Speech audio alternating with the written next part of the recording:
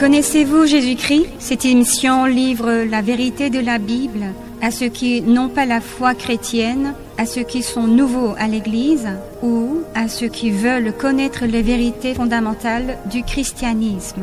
Cette émission est menée par Sangdin Lee, pasteur de l'Église coréenne et missionnaire de CCMF, Communauté coréenne des missions pour la francophonie au Bénin. Et je suis Unzi Bak, missionnaire de PCKWM, Mission mondiale de l'Église presbytérienne de Corée et de CCMF au Bénin.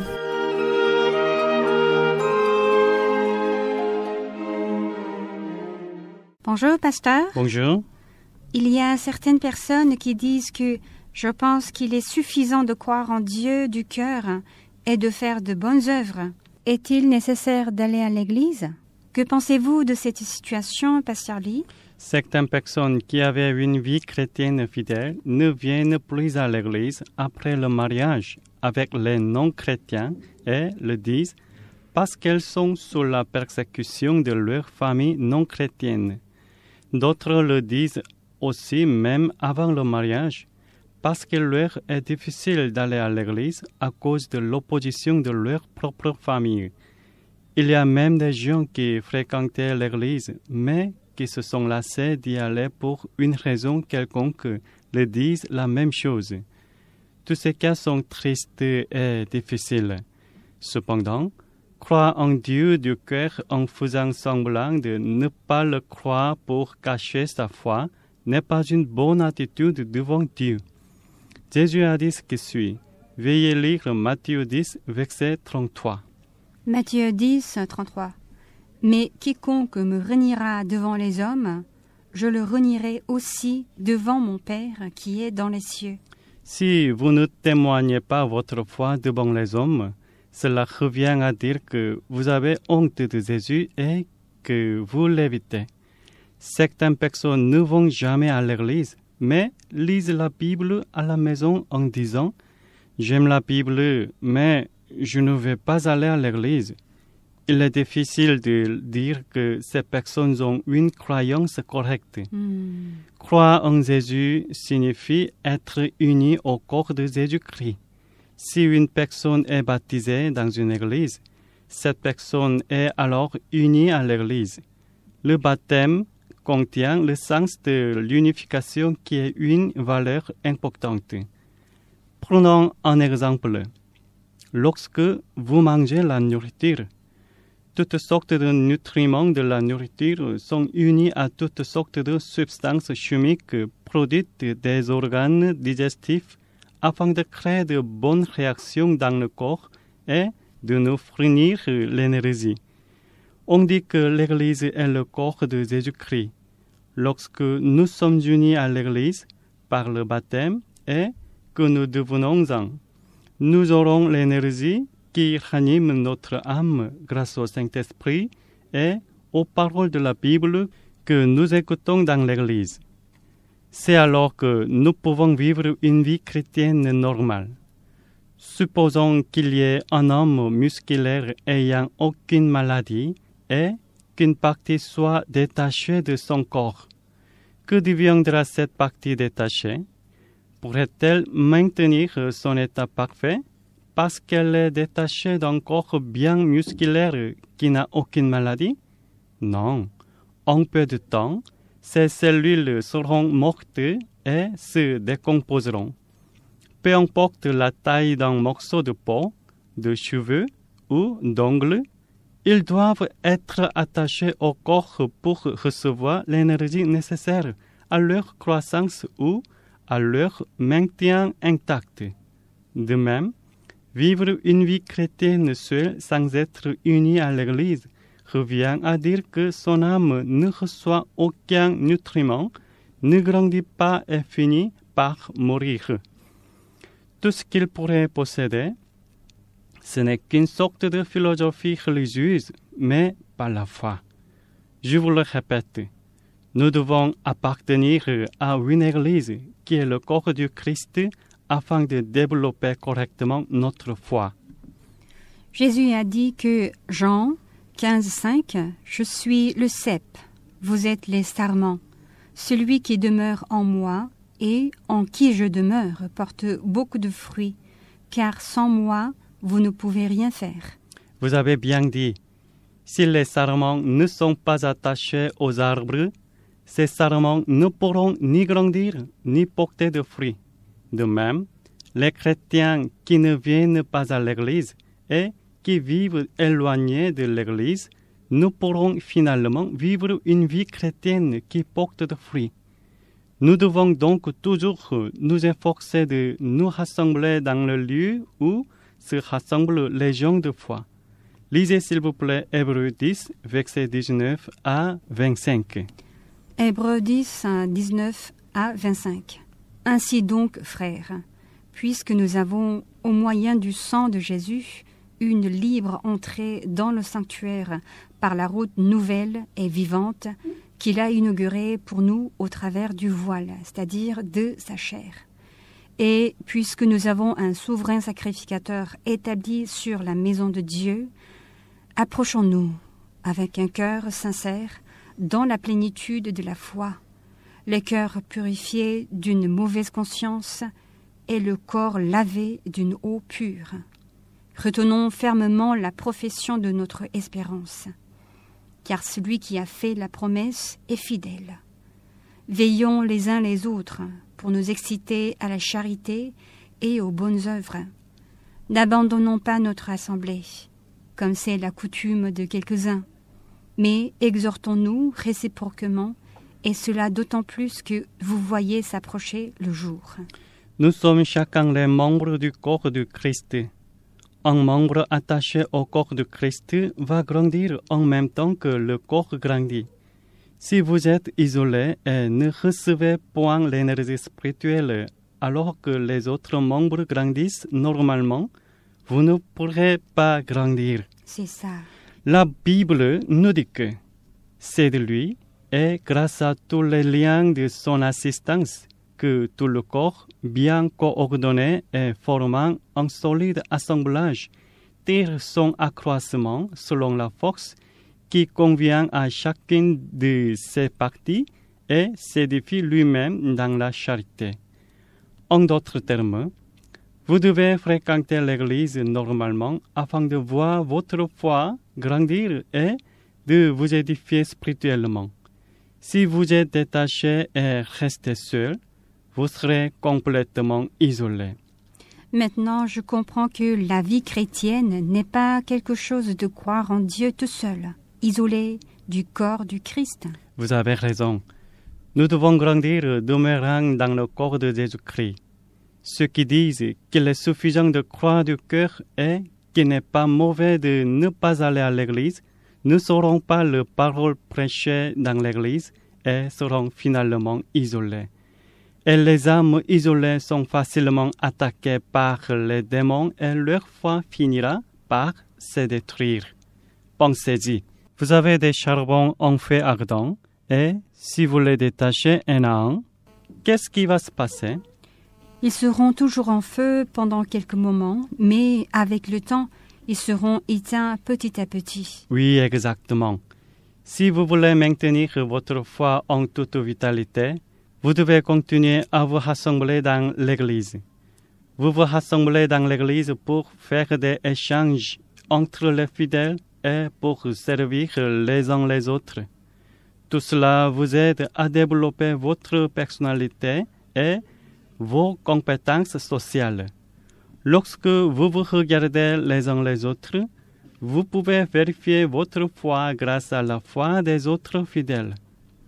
Pendant la saison des pluies, les eaux en grande quantité coulent dans des vallées à cause des précipitations et si vous y versez un verre d'eau, cette eau sera emportée ensemble dans les rivières jusqu'à la mer. En revanche, pendant la saison de sécheresse, si vous revenez au même vallée pour verser un verre d'eau, que se passera-t-il? Cette eau ne s'écoule pas et s'évapore sur place. Vivre une vie chrétienne seule est vraiment compliqué. Mais lorsque vous menez la vie chrétienne dans une communauté, Ce n'est pas aussi difficile que de la mener seule et votre foi va grandir à votre insu. Nous pouvons travailler seuls à la maison au lieu d'aller à l'école, mais nous serons privés d'une aide éventuelle nécessaire à développer la personnalité, l'éthique et la compétence sociale. On ne parle plus d'apprentissage de quelques connaissances, c'est au-delà.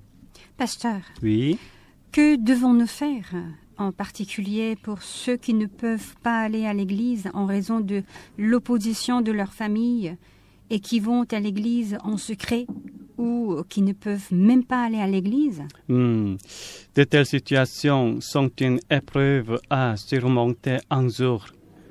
Nous sommes désolés parce que nous ne pouvons pas comprendre entièrement leur chagrin et détresse. Ce sont des situations très tristes. Comment saurons-nous leur cœur? Dieu seul connaît leur situation. Tout de même, cacher sa foi jusqu'au bout n'est pas une bonne manière d'un croyant, même devant Dieu. De plus, il ne s'agit pas d'une question de croire tout seul, n'est-ce pas? Car un chrétien ne mène pas sa vie religieuse pour garder sa foi seul pour être sauvé. Au moins, une foi normale signifie que si je crois d'abord en Dieu, je suis alors responsable de faire connaître et croire en Dieu ceux qui ne connaissent pas encore Dieu, même ceux qui m'empêchent et me persécutent de croire en Dieu. Les personnes qui croient en secret ne peuvent pas le faire. C'est pourquoi la vraie croyance ne consiste pas à se cacher, mais à se révéler et à célébrer Jésus. Jésus a dit ce qui suit. Lisez s'il vous plaît Matthieu 5, verset 15. Matthieu 5, 15. Et on n'allume pas une lampe pour la mettre sous le boisseau, mais on la met sur le chandelier, et elle éclaire tous ceux qui sont dans la maison. Lors d'une coupure de courant, les gens allument-ils une lampe pour la mettre sous la table ou dans le tiroir? Le passage nous explique que vous allumez une lampe pour la mettre dans un haut lieu afin que tout le monde puisse voir clairement. Vivre une vie chrétienne en secret fait mal au cœur de Dieu. Nous ne devons pas faire une telle chose parce qu'elle revient à dire que nous considérons la foi en Dieu comme quelque chose de honteux. Admettre, révéler et témoigner sa foi devant beaucoup de monde afin de les faire croire en Dieu est une attitude de foi très importante à prendre en considération. Nous avons lu tout à l'heure un passage de Matthieu qui dit d'allumer une lampe pour la mettre sur le chandelier. Ensuite, qu'est-ce qu'elle doit éclairer d'abord? Il est écrit « tous ceux qui sont dans la maison ». C'est cela. Si nous connaissons et croyons en Dieu, il faut d'abord présenter Dieu à notre famille et l'encourager afin qu'elle puisse aussi le croire. Et nous devons faire des œuvres bonnes et fidèles en tant qu'enfants de Dieu pour nous montrer différents des croyants des autres religions. S'il n'y a pas de différence avec les croyants des autres religions, les membres de famille ne nous écouteront pas à quel point nous les encourageons à croire en Dieu. Tu crois en Dieu et tu vas à l'église, mais tu n'as aucune différence avec les croyants des autres religions, n'est-ce pas? Je ne vois pas de bonnes choses dans l'église. Pourquoi donc je dois croire en Dieu et aller à l'église? Ils nous demanderont ainsi. Si vous voulez que votre famille croie en Dieu et qu'elle soit sauvée, vous devez travailler en leur montrant de bonnes œuvres et une bonne attitude conforme aux enfants de Dieu. Au début de l'épisode d'aujourd'hui, vous avez dit qu'il y a des gens qui aiment lire la Bible mais ne veulent pas aller à l'église. Quelle serait votre proposition pour les encourager à venir à l'église? Nous pouvons prier et lire la Bible tout seul, mais Jésus a dit que, oui, quand 2 ou 3 sont réunis en mon nom, je suis là au milieu d'eux. Il est important de lire la Bible tout seul et d'y réfléchir tranquillement. Mais nous ne devons pas toujours vivre seul notre vie chrétienne. Si nous devons vivre seul notre vie chrétienne, Jésus n'aurait pas ordonné à ses disciples d'enseigner tout ce qu'il avait donné. De plus, après la confession de Pierre, il n'aurait pas lui dit qu'il bâtirait son église sur cette pierre. Il aurait pu seulement leur dire « Gardez mes enseignements entre vous, entrez chacun dans votre chambre pour vivre votre vie religieuse seul. » Cependant, Jésus n'avait pas dit ainsi. Le culte rendu à Dieu et la communion entre les fidèles sont très importants pour la vie chrétienne.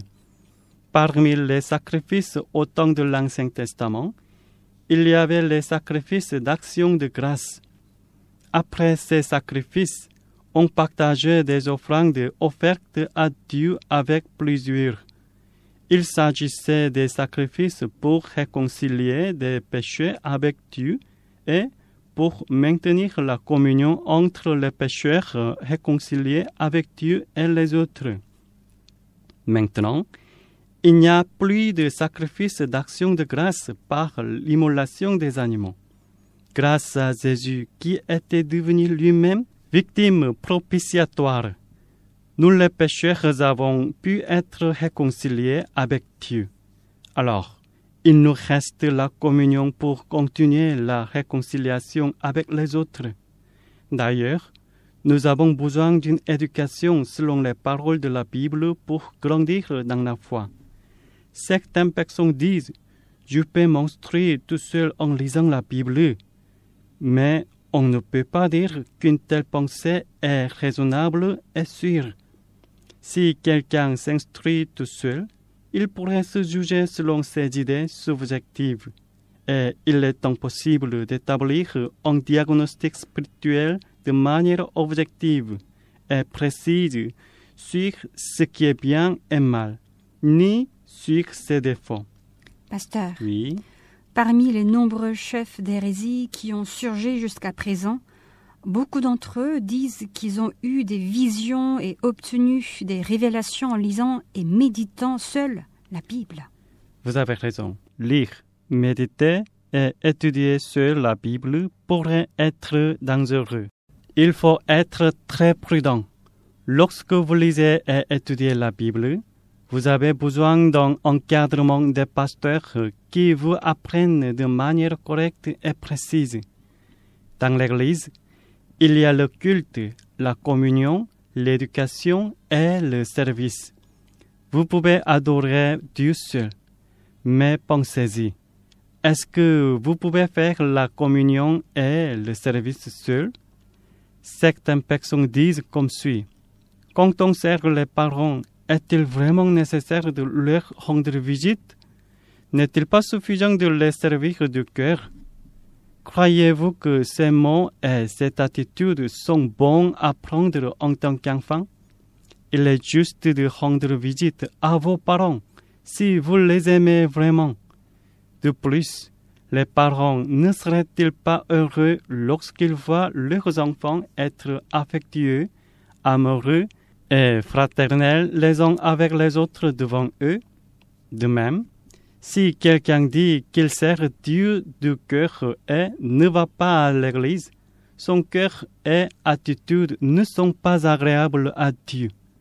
Dieu est véritablement heureux de voir les frères et sœurs dans le Seigneur venir à l'église, être pleins d'affection les uns pour les autres par amour fraternel, être en communion, se réjouir, prendre soin les uns des autres, s'instruire et s'exhorter les uns les autres, s'entretenir par des psaumes, par des hymnes, par des cantiques spirituels. Alors, je vous encourage de vivre une vie de foi en fréquentant l'Église. David a chanté un cantique lorsqu'il montait au temple.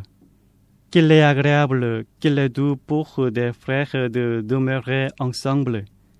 Je pense que parmi les auditeurs, il y a des gens qui ne peuvent pas fréquenter l'église à cause de ces difficultés et se contentent d'écouter les émissions chrétiennes.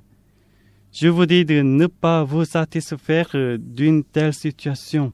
Je vous demande d'aller à une église proche au lieu de vous limiter d'écouter les émissions.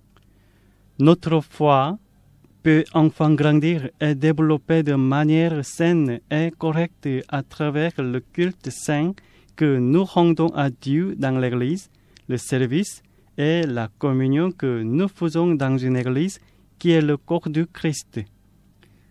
Dieu nous a donné 2 grands commandements. Tu aimeras ton Dieu de tout ton cœur et de toute ta pensée, et ton prochain comme toi-même. Si vous aimez véritablement votre famille et vos prochains, vous leur présentez Dieu afin qu'ils puissent croire en lui et être sauvés. Ce sont les commandements et les ministères que Dieu nous a donnés.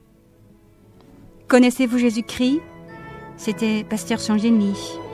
On se retrouve au prochain épisode.